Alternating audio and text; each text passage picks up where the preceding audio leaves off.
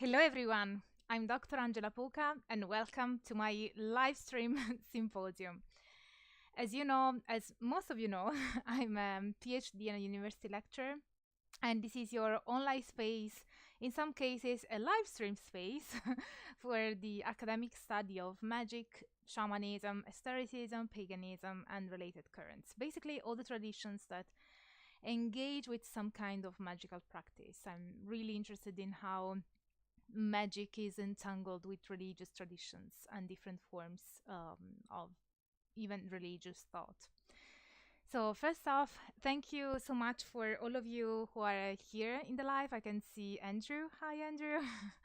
And Ariel Glories and Inquisitor Vex and Astro Gypsy. Nice to see you, all of you guys. And also, yeah, congratulations to all of us for the 20,000 subscribers. I'm quite pleased to see that our channel and our project is growing.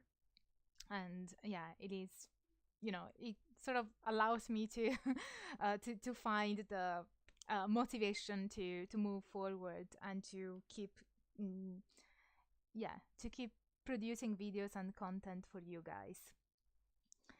Oh, hi, Sean. I can see that Sean has joined. Hi, Sean. And hi, James. If you're here, he's a kind supporter of the symposium. Hi, Rebecca. Oh, Rebecca says you give me so much confidence to not have to be in the broom closet. Really? That's nice to hear.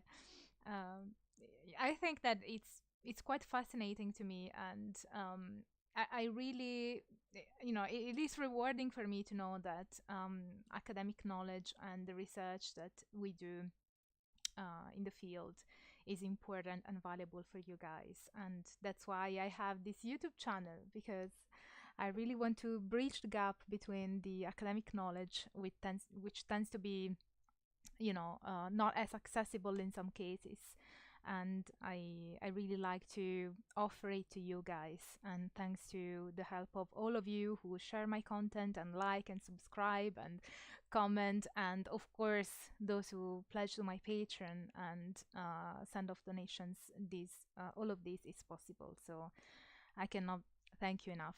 Well, I guess I can thank you with the content I produce and I keep producing. So, but also with my heartfelt gratitude. So let's see what we are going to do today. So today we are going to discuss belief making and decision making in relation to magic practices. So you might ask, how come Angela has thought of doing such a topic? It was even honestly difficult for me to set a title because basically I am designing a postdoctoral research proposal, and so I am investigating matters that pertain what we are going to cover in this live stream. But of course, these are more tangent. But since I was going there, I thought, well, perhaps my audience might enjoy the reflections and the ideas and the thoughts that emerged, the speculations even that emerged from this research that I've been doing. And so hopefully you will let me know. I look forward to hearing that. So what are we going to talk about? So we're going to talk about the realness for magic experiencer, which means basically how people who engage in the practice of magic conceive something to be real, which we will clarify terminology just in a few seconds, but for now, bear with me. Then we will go on to discussing how belief making and decision making works, and also group dynamics and how they lead to determine what is factual and what is not factual. So, hopefully, it's gonna be interesting. I will do my talk first, and then I will answer your questions. But please feel free to ask away throughout the conversation, throughout my talk, so that by the end of it, I will have your questions. And yeah, I can imagine that different points in the conversation may spark different interests and doubts or questions or curiosities. So when you want to ask a question, please ask your question by typing first in caps lock question, so that it makes it easier for me to see your question, because I imagine that you will also be discussing amongst yourself, which is totally fine, and I actually encourage it. But equally, for me, it makes it easier to pinpoint which messages are actually questions and which ones are conversations between yourselves. So please do so, and it will make things much easier and smoother. So let's start then. So as I said, here we are going to talk about realness in a way, but I will not tackle the ontological reality of magic, but rather the phenomenological reality according to practitioners. So first, let's clarify this terminology. Ontology is the branch of philosophy that studies what does exist, and phenomenology studies what is experienced to exist. So these two are clearly very different. It's not what exists beyond anyone's observation or experience. It is, here we are talking about what is real, or rather, better even, what is factual according to the experience of certain agents, in this case, magic practitioners. In fact, a term that I will be using is fact or factual, and it would be fact or factual is an accurate assertion according to the intersubjective experience. The intersubjective experience is different from the objective experience, because objective experience sort of implies that there is a reality that is objective and there's no interference on the part of those who experience that reality and no alteration over time. Whereas the intersubjective experience is, to a certain degree, something that we all share. So, for instance, we all consider to be factual that if I have a bottle of water and I just let it be, it will drop to the floor, and that is something that we consider to be factual. Whether the bottle of water actually truly ultimately exists, that is a matter for ontology. Here we are talking about phenomenology and the experience, and how come we label and define certain experiences in one way or another.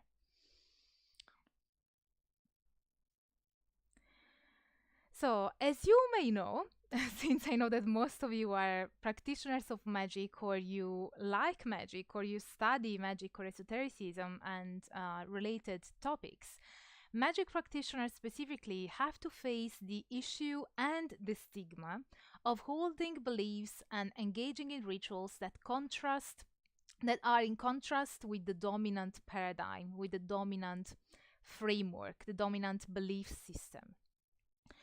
And this is quite interesting, because then it sort of allows, it sort of begs the question: how come magic practitioners believe in the factuality of magic, even if they are living in a wider society that does not accept it? And this is true for the contemporary time, but as we saw in the interview with Professor Ronald Hatton, he also said in that interview that this has been the case throughout history. And mainstream or the dominant paradigm, dominant religious system, or the dominant theoretical framework has changed over time, but what appears to never change is the rejection of magic. So that makes it particularly interesting in this sense. How come magic practitioners still believe in the reality of magic even when the surrounding, everything that surrounds them sort of opposes that view and that belief? So let's see.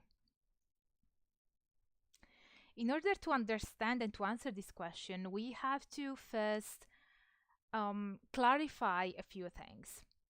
So one thing that I found in my research lately, since I'm reading a lot to sort of form an idea and a research proposal for my postdoc. One thing that is often found in sociology and different branches of research, even in economics and in political science, something that is often found is that there is a discrepancy between the individual behavior and the group behavior. So, what happens here is that the behavior of the individual is widely unpredictable because every person is subject to their own story, which is obviously different for each and every one of us. Every one of us has different reactions to even the same events.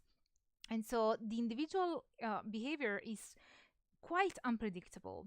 But interestingly, when the individual is found in a group, then their behavior becomes more predictable and it starts to follow certain patterns.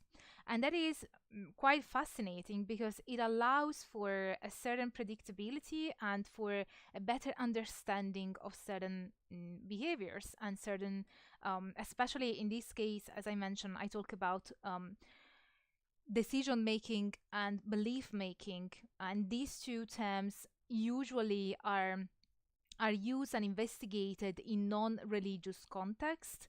But here we are trying to understand how the belief in magic and in the factuality of magic and the results of magic can exist within an opposing view and with people living in a community that widely opposes that. So, as we said, the individual's behavior is unpredictable. But then you put the individual in a group, and then the behavior becomes predictable. And what is the group then? The group in the past used to be the geographical, was defined by the geographical area the person was living in. That was the limitation of the community. And that was the community, basically. And it was the group where your agency as an individual would manifest and interact. But now that is not the case anymore, because now we don't live any longer in one geographical place. We live in different geographical places, perhaps across our lives. And also, we don't only live in the physical space, but we also live in the online space. And we interact with people who live far away from us. And so, what defines really the group that you are part of? And this would be a completely different talk, and if we were to investigate it in details. But to make it brief, the group that tends to influence your behavior the most is the one that you identify with the most. So we all have certain characteristics and traits of our personality and our identity that we consider to be more I say important, more relevant to our identity making, to what constitutes our identity. There are certain elements and certain areas of our life that tend to be more relevant. And that area and the people you share that with, the kind of group, the kind of community that you share that with, will tend to have more of an impact on your belief making and decision making. Of course, we also live in a multi-layered society, and so it's not going to be just one group that we are part of, but a few different groups. Although there tends to be certain groups with similarities, you tend to see that groups that have similar ideologies, they tend to be found to get, to associate more. But let's see what happens here. So once we have clarified that, okay, the individual behavior is not predictable. When the individual is in a group, their behavior and their belief making and decision making when it comes to what is real, what is not real, or rather what is factual, what is not factual, becomes more predictable because you have patterns of behavior that emerge from the communities and from the groups. And then we have clarified that the groups that will affect you the most are the ones that are closer to what you believe that constitutes your identity. Now, what happens? What are these elements that will define what you believe to be true and what will determine your decision making, and your belief making within this group or these groups? A couple of papers that I found really interesting are these two ones that I mentioned here: Scientific Polarization and How to Beat Science and Influence People by Weatherall and O'Connor. They authored both papers, and it is quite interesting because in this case they are not talking about religion. Actually, these themes tend to be addressed more in fields such as, for example, decision making tends to be addressed more in economics, for instance. And then you have the idea of belief making, and even in this case, decision making, and the polarization of ideas that has been considered quite interesting lately because of what is going on in the world. And social scientists have tried to understand how come certain ideas become polarized, and how come, regardless of inputs from the outside world, regardless of hard data, people will still not update their understanding and their knowledge regarding what is real and what is factual in their surroundings. And so in trying to understand that, scholars are investigating what constitutes, what defines, and what drives a person to believe in something and discard something else. What data is acquired and elaborated, and what kind of data is completely set aside. So, drawing from those papers and elaborating it according to this talk, two interesting elements that I found that were mentioned in those papers, and I think apply in our case too, is that there are these two main elements, these two main traits that will determine whether something is affecting the decision making and the belief making of an individual. And one is conformity, because people tend to want to conform to different degrees, of course, depending on the individual, but to different degrees, people will tend to conform to the group the person belongs to or identifies with. And then you have trust or reliability, which means how reliable is the source of information and whether or not I update my knowledge in light of new data. So, for instance, the the reliability of the data that comes from the outside as inputs will be acquired and accepted by the individual insofar as that data is considered to be trustworthy. And that may mean because it comes from a person that you trust, a person that you know won't lie to you according to your experience.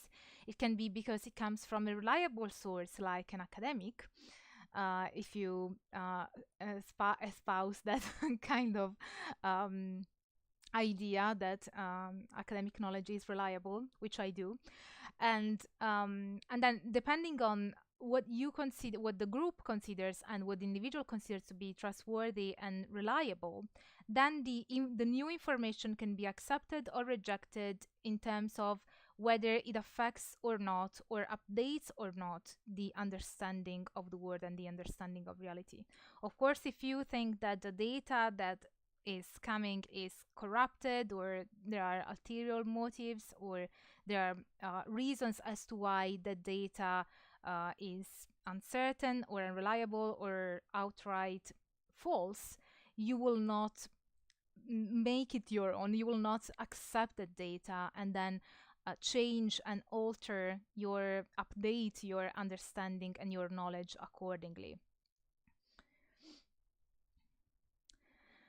Now, what happens with people who believe in magic and practice magic? Um, as we said, trust, conformity is important, and we said conformity in our case, in the case of magic practitioners, will be conformity to the groups of other magical practitioners. It could be a coven, it could be um, it could be it could be a tradition that the person is part of. Um, but when you start to have when it comes to trust, so the first one, as we said, is conformity. So we need to conform to a group, and in the case of a magical practitioners, it means a coven or a tradition. And then you have the matter of trust. Now, this trust towards the source of information leads to rejection of input data and failure to adapt one's knowledge of the world according to that new data. What happens with magic practitioners is just about that. So there is a breaking point when the person who believes in magic or practices magic has a disruptive event, perhaps in their life, or a chain of events in their lives that will break them away from the dominant theoretical framework. And this is my hypothesis. This is not a published paper or a peer-reviewed article. This is me speculating over what I read and hypothesizing. So here what happens is that the magic practitioners often, for example, during childhood or even during adulthood, they may experience or report they experience visions, or that they have engaged in a magical ritual which had an effective change in their reality. And when these events happen, these can be a breaking point and a turning point where there begins to be a sort of distrust into what has been told up till that point.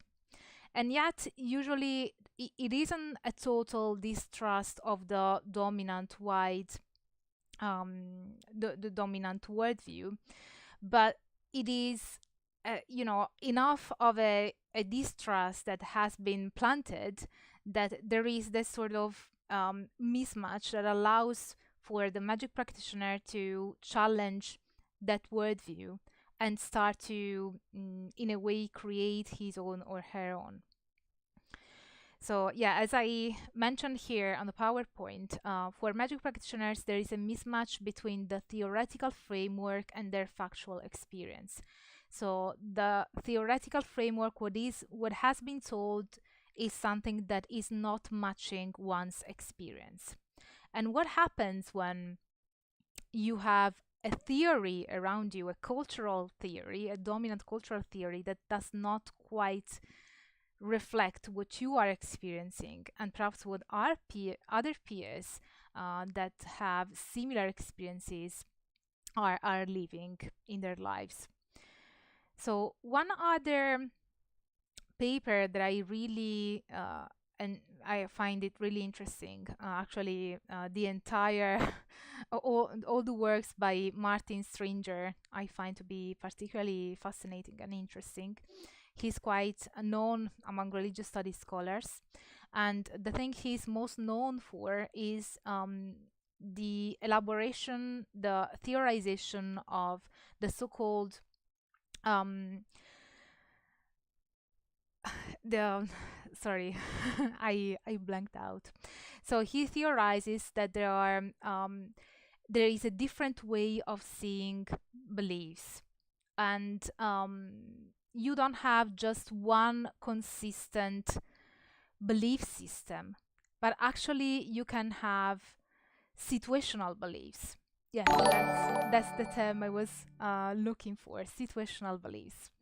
So what Stranger says is that there are people, and this is something that in his case, he has done research with Christians, evangelical Christians, but he reports that has also been witnessed among Roman Catholics, and this is also something that I experienced with, for example, magic practitioners, witches, and shamanic practitioners, and that is that people will not have one consistent um, belief system that is, that reflects a dogmatic stance that is, completely coherent and consistent. But quite often, people will hold beliefs that are in to a certain degree even in contradiction with others, but for them they are not contradictory, they are just applied to different things. And that's where the idea of situational beliefs comes in. And the idea here is that depending on the situation, a person may believe in something or in something else. So, depending on the situation, a person may believe in eternal life and or in reincarnation. Depending on the situation, the person, for example, one example that he gave once is that um, they conducted research on people, on whether people, it was I think on college students, and it was about how many of them believed in astrology. I don't think it was Stringer, actually, it was another scholar who conducted this experiment, and those who clearly stated that they believed in astrology were like below the 30%. And then when the following question was, have you ever checked whether you and your partner are compatible based on your astrological signs or astrological charts? And the large majority said yes. So here it's like you have, do we consider this a contradiction? Stringer would argue that these are not quite contradictions, but these are situational beliefs. That depending on situation, people will react differently and they will believe different things, which to them are completely consistent. And as scholars, as you know, I always say that as scholars, we do not judge what people believe and what people do. We try to investigate it, to understand it, so that we can understand better the phenomenon and we can better understand ourselves. So, what he says in this passage of Towards a Situational Theory of Belief, here he's quoting another scholar, and he says Robertson Smith argued that what people say about their rituals should be secondary to what is actually done. Beliefs, he claimed, change over time and are often created post hoc. Post hoc here means that beliefs are created after the practice, as a result of the practice, whereas the ritual generally remains static. This has led anthropologists to give most of their attention to what is done during ritual rather than to what people say about it. There has, it is true, always been a strong interest in myth within anthropology, but this is not real belief, even if for many commentators myth appears to imply some kind of belief. The debate that has been generated about the relationship between myth and ritual has tended, on the whole, to ignore the possible position of belief between these separate forms. So here, Stringer is saying that belief, after all, when we analyze religious practices, it appears to anthropologists that the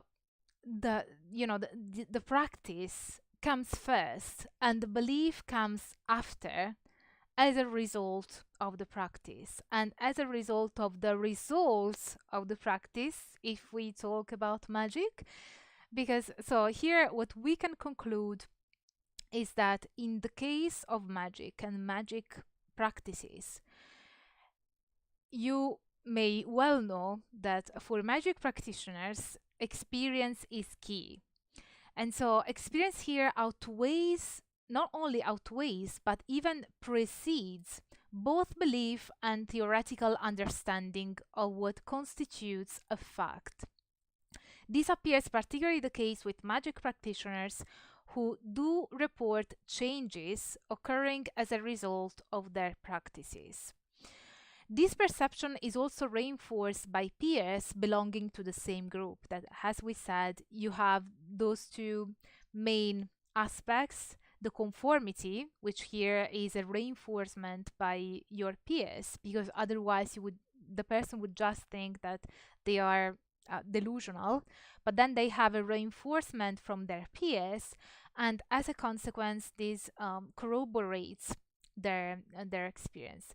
But here, to conclude and to try and answer the question that we said that we set to begin with, how come people believe in magic even if the theoretical framework, the worldview practitioners live in opposes the fact that magic is real or is factual?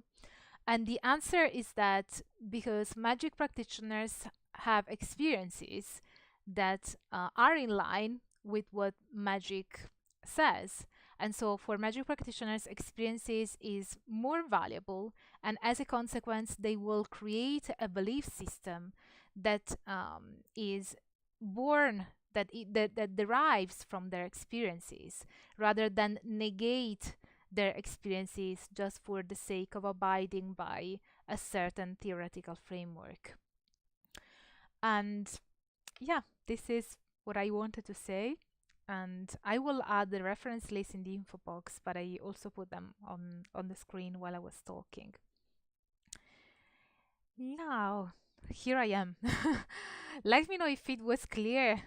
First of all, I hope it wasn't too boring.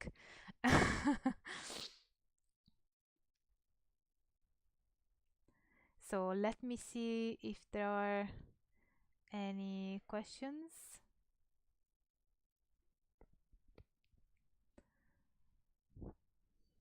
I saw your question, James. I also said hi before.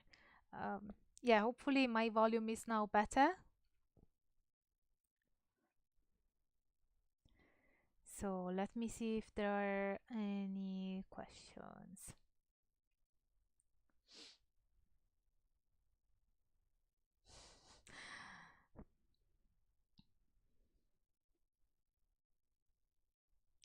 Oh, hi, Jazz. I saw that you were there in the chat. And hi, Cipriano.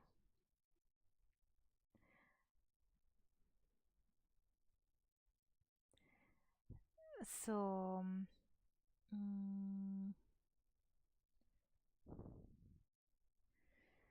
let me see. Okay, Inquisitor Vex question: are there any correlations between belief in magic and particular psychological traits? That's a good question. I don't think I have an answer to that, because I'm not a psychologist and I don't do research in psychology. But it would be interesting to know, to investigate it academically. Unfortunately, I don't have an answer to that.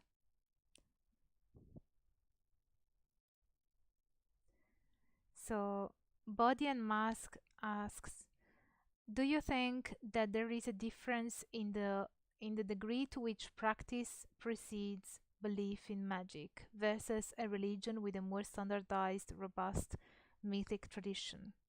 That's a very good question. Well, as I mentioned, Martin Stringer actually studied Christians, And I think that now, especially nowadays, it is becoming, perhaps in the past you used to have more of a um, in when you have living religious practitioners, you would have it would seem to be the case that those that have a dogmatic structure would be more keen on following those rules, and in some cases it still happens, but also you do find a lot of cases where even Christians, for instance, which is the only example I know, I don't really know about the other monotheistic religions, but in Christianity that definitely happens. I can see that even in my country with Catholicism. Catholicism is definitely a very structured religion and dogmatic, and has, a central um, a central structure. But even in that case, you will find that people will define themselves as Catholics, but then they do not believe in confession, or they do not do other things.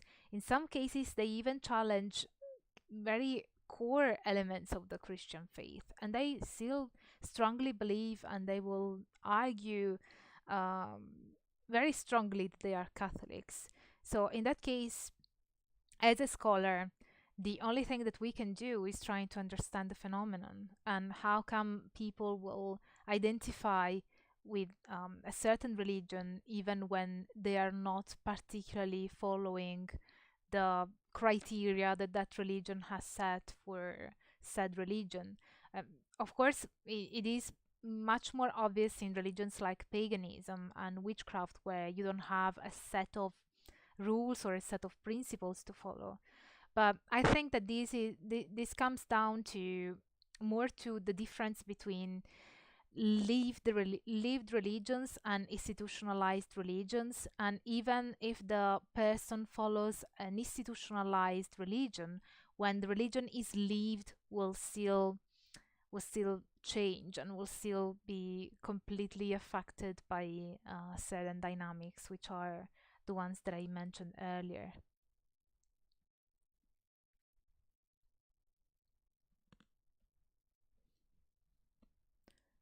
So let me see if there are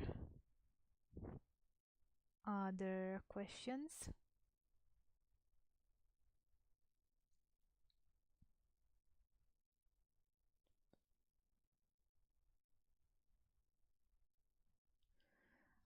Oh, Astro Gypsy asks about Jenny Butler's book.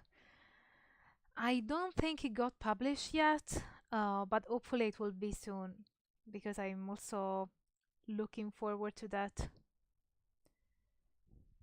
Uh,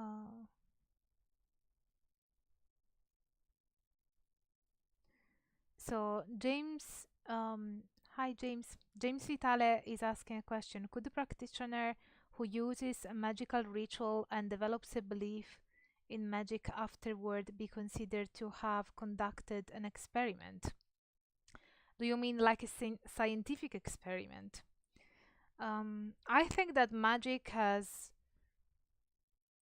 quite often, not in all cases, I won't say, like for example with folk witchcraft, that does not quite appear to be the case, nor does it with shamanism, but especially more ceremonial forms of magic have tended to resemble, in a way, the concept of a scientific experiment. I wouldn't say that they are indeed scientific experiments, because there are also differences, but especially pre in the pre-assumptions that the magician makes. But you do have that sense that the magician wants to identify certain patterns as well. So whether the full moon, when they practice on a full moon, is more effective or quicker, whether if they practice with fire magic, whether it's quicker than when they practice with earth magic and these kind of things. So usually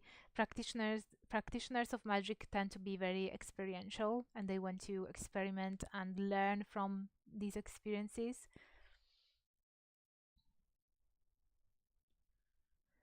So James Roland. Hi, James. I'm also happy that you joined memberships and the Inner Symposium. So welcome to the Inner Symposium once again. Would you say this would be a reason why distance magicians are still able to raise energy and work together for overall greater results? Mm,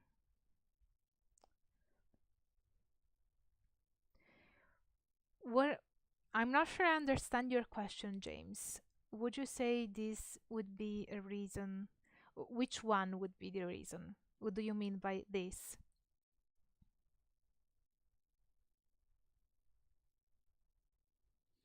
Then, Andrew, let me know, James, and I will get back to you. Andrew is asking, is it possible that magical practice has beneficial effects for the practitioner on a psychological level as well as magical changes, magical changes to the word, i.e., ritual is beneficial in itself? Yeah, Andrew, actually, you raise an important point which I didn't touch on, even though I planned on doing on doing so, and that is when I talk about the effectiveness of magic and the fact that practitioners find it to work in a way, and so that's why they believe in it. I not necessarily and not only mean that it works in terms of they believe that magic, the magical practice, works in changing reality, but also that performing magical rituals and magical practices is also beneficial to them. And that can be on several levels, on the physical level, on psychological level. It can be a tool of empowerment. It definitely is. For example, we see a rise in forms of feminist witchcraft, and so not only in that case, but even in other cases, like for example in Italy, there's also the Minoan Brotherhood, which is based on male mysteries, and so it can be a tool of empowerment on many levels, not just so yeah, the effectiveness here, when I was mentioning effectiveness and the perception of effectiveness that practitioners have, I was speaking in broad terms, so I was also including these components, absolutely.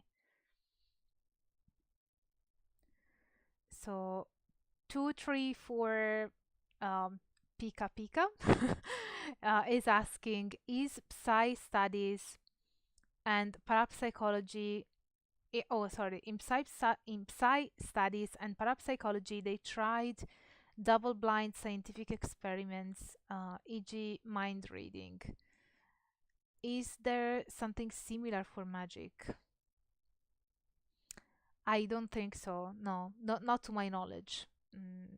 There isn't really, and usually experiments have been, they have rather tried to disprove the fact that magic has the changes that practitioners say they have. But I know that mostly in parapsychology, paranthropology, and in the study of psi phenomena, they tend to do this kind of research. But most of them,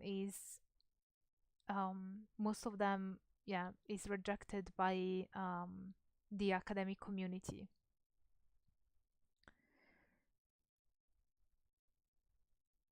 So Ryan is asking, did you hear about the UFO connection to the Book of Enoch and how the angels are really aliens and it kinda turns all religion upside down? And hi, Angela. Hi, Ryan. No, I haven't heard of it. Jason is asking, hi, Dr. P. Has any research shown to what extent a chosen or given spiritual or religious belief is seen as a form of personal identity? And if you have one, what's your take? What's my take in uh, on to what extent a chosen or given spiritual or religious belief is seen as a form of personal identity? Um, I don't recall off the top of my head research or scholarship on the matter, but in terms of what I think that religion and spirituality and, well, definition, the difference between the two would be a completely different talk, I guess, an entire talk. But yeah, I think that they are very important to when it comes to the identity of a person. And even people who are atheists, that is still a way of answering the question about the metaphysical realm and the deity and God in a way. So you still have the question, and then you answer no, but the question is still there. So I think that it is it is a key component, a key trait for an individual, whether or not they have a religious practice or religious beliefs or spiritual practice or spiritual beliefs. And of course, it depends on the individual how much that weighs on their overall sense of identity. But for some people, it is quite central to their lives. And so that's important to respect and acknowledge, I think. So Andy the dishwasher is asking, do you feel that economic factors influence whether local religious movements focus more on established dogma or experiential goals? Mm,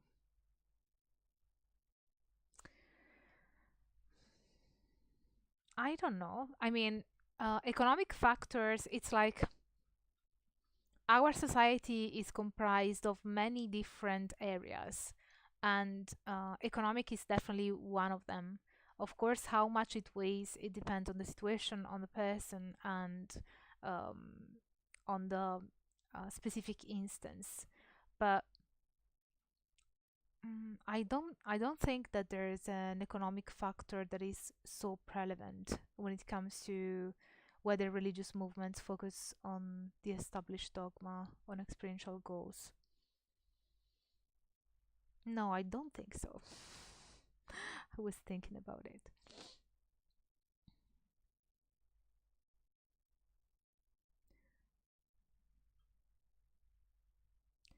Let me see if there are other questions.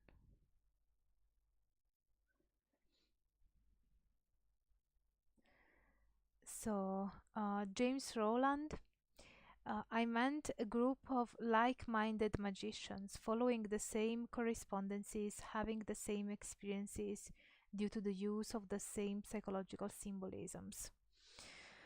Well, I guess your question is more about the effectiveness of the magical practice rather than whether, if I understand it, if I understood your question, it is more about the effectiveness of the magical practice rather than how factual magic practitioners think that magic is and the magical practice is. Um,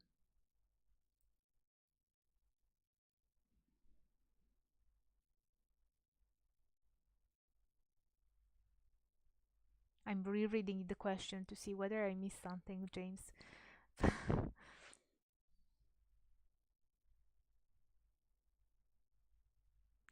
Andrew is asking, keeping a journal would be a good scientific practice um, with experimentations and failure parameters. James Rolandy says, I'm having a hard time fitting my question. That's fine, James. You can ask in the inner symposium. It may spark a discussion uh, with the others as well. Yeah, because I definitely want to dive deeper into that and understand better what you mean.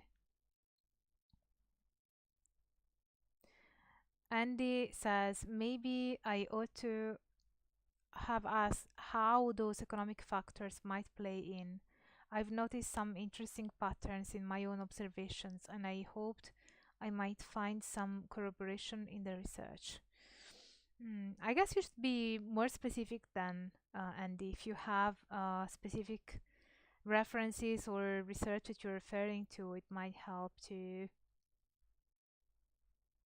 how those economic factors might play in. Economic factors play a role in human behavior, but to what degree, to what extent, and in which direction, it really depends on a lot of factors and many elements that depend on the context. James Vitale says experimentation is a large part of my belief system. Of course, I don't think many of my conclusions are beliefs per se, but reality. I'm sure someone would refute my conclusion, however. Well, I don't think that beliefs can be um, disproven. So beliefs can be understood, but I don't think that beliefs are meant to be proven. In fact, I think that there is something called scientism. So often people confuse science and scientism, and I mentioned this a lot just because I think it is essential for us to understand the difference, because science studies the natural world and the social world, and there are different methodologies for the different areas of human endeavor and the natural world. But there are also aspects of the human experience that are not meant to be answered by especially natural science. And now with the positivist and the positivist mindset that we have, where we have acquired the idea after the Enlightenment and during the 19th, 20th century, this idea that for something to be real, it needs to be proven by scientific methodology, but that is not what science is meant to do. Science is not meant to answer questions such as, is there a God, or um, you know do does the soul exist, and these kind of things. What is after death? And I know that there are experiments that try to answer these questions, but I would strongly argue that the methodology of science, the scientific methodology, is not apt to answer those questions, but a different set of questions. And each each area should be investigated with the proper methodology.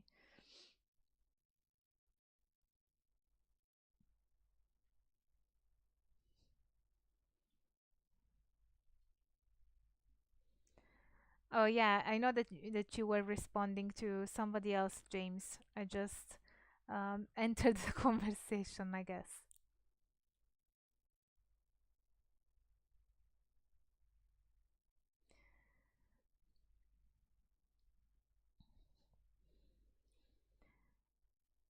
Andy Dishwasher says, primarily I I've noticed less economically advantaged community tend to have greater urgency in their spiritual needs, and thus tend to more strongly demand gnosis, in a word, from their religions. Oh, I guess that now I see what you mean. It is more about the fact that marginalized people in society. That happens in terms of economical disadvantage, but also other forms of disadvantage. Um, there tends to be more of an interest towards, um, yeah, towards spiritual practices. That seems to be the case. Of course, I cannot generalize, and we should, if we want to be accurate and academic, we should always contextualize things and see what country are we talking about, what specific region, and what is the religion that we are trying to tackle and investigate.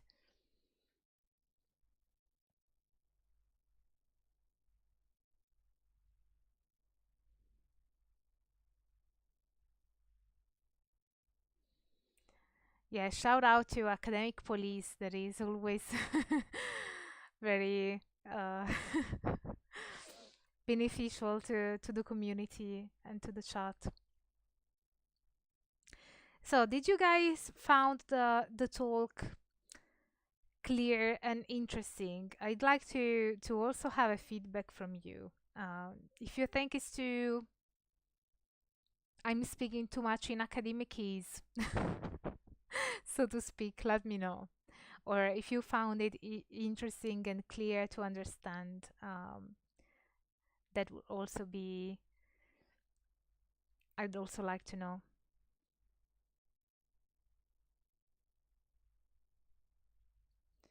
Astro Gypsy says, I can't remember the source, possibly Hutton, but I think there is a relationship between desperation and magical practice in the Orthodox communities. I don't know if Hutton mentions that, but I am familiar with the works of Ernesto De Martino, who is an Italian anthropologist and ethnographer, and he says that magic has magic solves the crisis of presence, which means that there are cases where the individual does not feel their agency anymore. The individual feels like they are becoming a world's echo, and so magic has the ability to reaffirm that crisis of presence and resettle the individual in the as an agent rather than a pure echo of the word. And so I guess that in today's language and in English we would say empowerment in a way. I don't want to oversimplify the Martino though, but I think that there are parallels there. So, oh, James says everything was great, easily understood and concise. Thank you.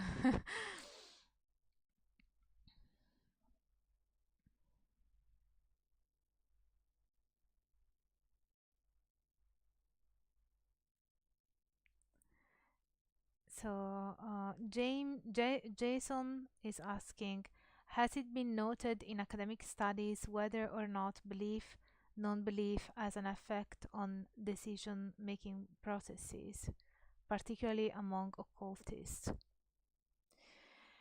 Um, there isn't much studies yet on that, but um, as I mentioned from Stranger, now there is you do have you have different scholars that will argue for different things when it comes to this.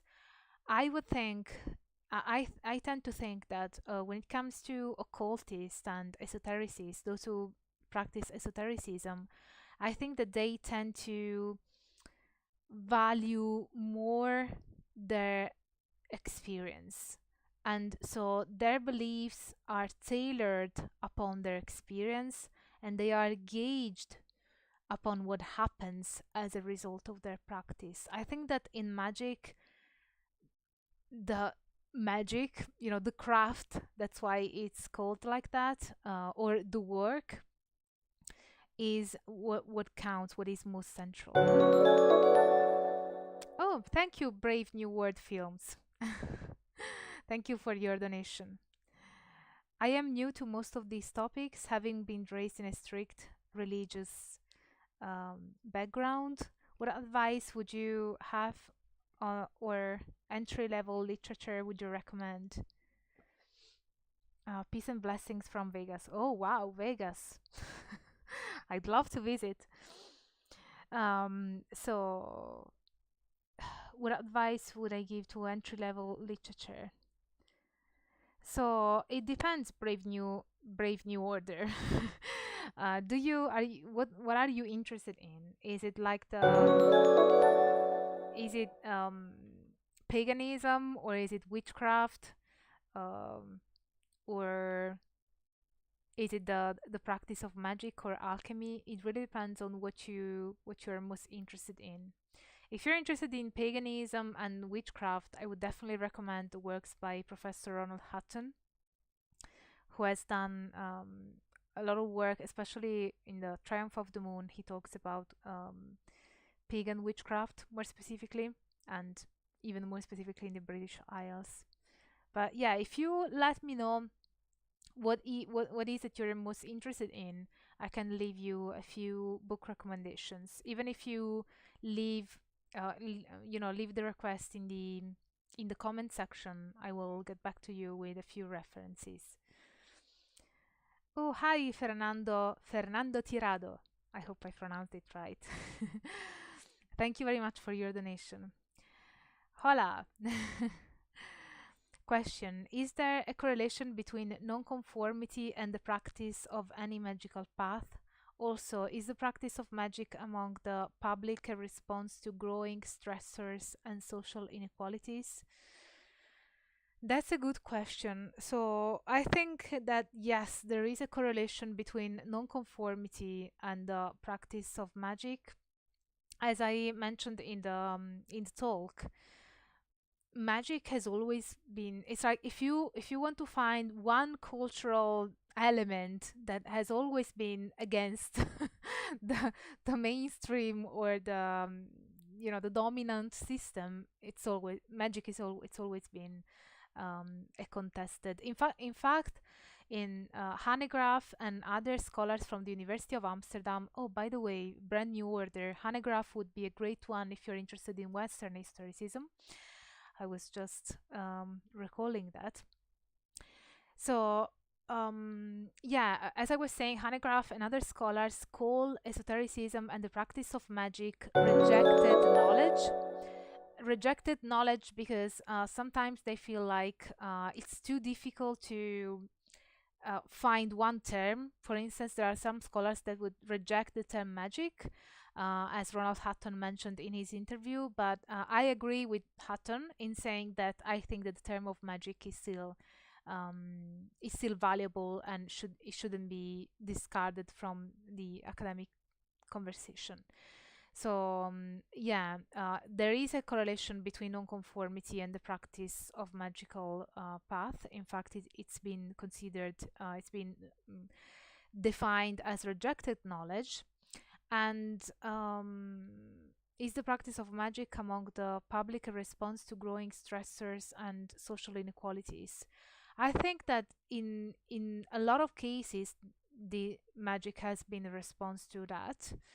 Um, as I said, this is another characteristic of magic that you know it seems to be practiced by those at the margins. I have a video on that. If you haven't watched it, I would recommend it to you, Fernando. I think you might like it. Oh, thank you, Jeanette. Jeanette Waverly.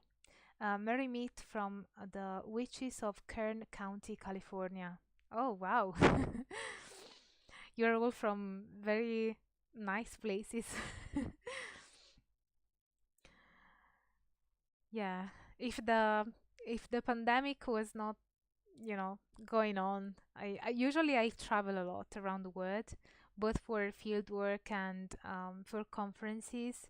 But obviously that has not happened in a couple of years now.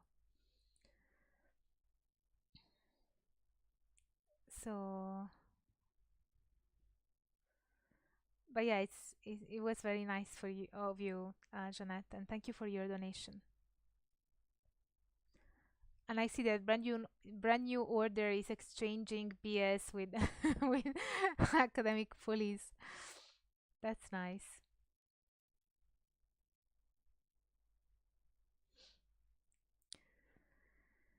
So yeah, I guess that hopefully I have answered all of your questions, guys.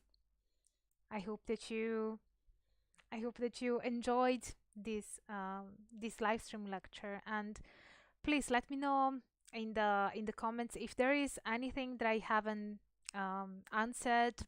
Leave it in the comment section. As you know, I always reply to your comments. And also, if there are any other questions that oh, Fernando is asking, can you share the link for the video you mentioned? Yeah, can you? I cannot share it here because I'm using a software to live stream. But if you leave me a comment when the video is over, I will direct you to that. So, thank you very much to all of you for being here. And definitely let me know in the comments if you liked this live stream lecture, if there's, if everything was clear, if mm, you think that I can improve on something in the next ones.